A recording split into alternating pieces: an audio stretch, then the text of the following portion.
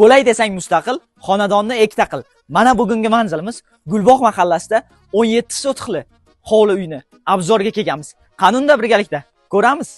Ketdik. Mana azizlarim, xonadonimizga kirib oldik. Ko'rib turganingizdek, yaxshi holatda uylarni qurib qo'ygan. Darvozadan kirganimizda shundoqqina o'ng qo'limizda bitta yotoqxona, chap qo'limizda yana bitta chiroylikgina xonasi bor. Bu yoq tarafga shundoqqina kirganimizda kattagina uyi solib qo'ygan. Ichida 5 xonasi kelib, maza qilib, tayyor sharoitlari bor.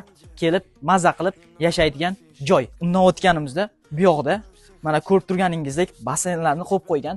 Yozni issiq kunlarda maza qilib issiqdan kelib turib shunday tashab jonni rohati-yu bu. Bu yoqdan o'tganimizda mana ko'rib turganingizdek bu yoqda tapchanlarni qilib qo'ygan. Yozni issiq kunlarda maza qilib kelib, dam olib, choy ichib o'tiradigan joylarni qilib qo'yilgan tog'amiz. Uyimizni bog' qismiga o'tamiz. Bog'imizda turli xil mevali daraxtlarimiz bor. Mana ko'rib turganingizdek bu yerlarimiz shundoq hosildor, mevalari yaxshi ko'rib turganingizdek. Mana malinalari ekib qo'yilgan, hosilini ko'rib turibsiz o'zingiz.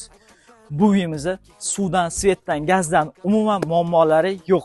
Bog'cha, magazin, maktab shundoqqina 5 daqiqalik yo'lda joylashgan. Mana azizlarim, xonadonimizni ko'rib chiqdik. Ko'rib turganingizdek bitta oila kelib maza qilib yashaydigan holatdagi uylari bor.